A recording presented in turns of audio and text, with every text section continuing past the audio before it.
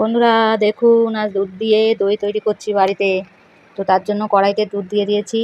তো এটা অনেকটাই জ্বালাতে হবে দুধটা। আর দই পাতবো তার জন্য নতুন দুটো মাটির হাঁড়ি নিয়ে এসেছি। আর এবার দুধের ভিতরে ঢেলে দিচ্ছি চিনিগুলো। তো এগুলো এবার চিনিটা দুধে ঢেলে দুধটা অনেকটাই জ্বালাতে হবে, জ্বালিয়ে দুধটা গাঢ় করে নিতে হবে। তো এইভাবে এইখানে দেখুন নাড়াতে নাড়াতে অনেকটাই শুকিয়ে গেছে দুধটা। তো একটু গরম গরম আছে। দইটা পাততে গেলে কিন্তু দুধটা একটু গরম সামান্য একটু গরম গরম রাখতে হয়। তো এই দেখুন বাড়িতেও একটা পাত্র ছিল, সেটা দিয়ে দিয়েছি।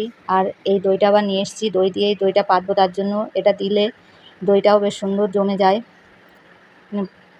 এবার জাল দেওয়া দুধের ভিতরে দইটা দিয়ে ভালো করে নাড়িয়ে নিচ্ছি।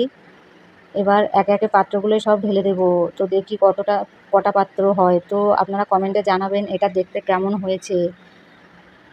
একে একে দেখুন একটা পাত্র তো এদিকে ভরাট হয়ে গেল। তো দেখতে দেখতে 3টে পাত্র ভরাট করে রেখে দিয়েছি। তো এবার এটা আস্তে আস্তে গরমে একটু চাপা দিয়ে রাখতে হবে, তারপর ফ্রিজে ঢুকিয়ে দিলেই রেডি হয়ে যাবে দই।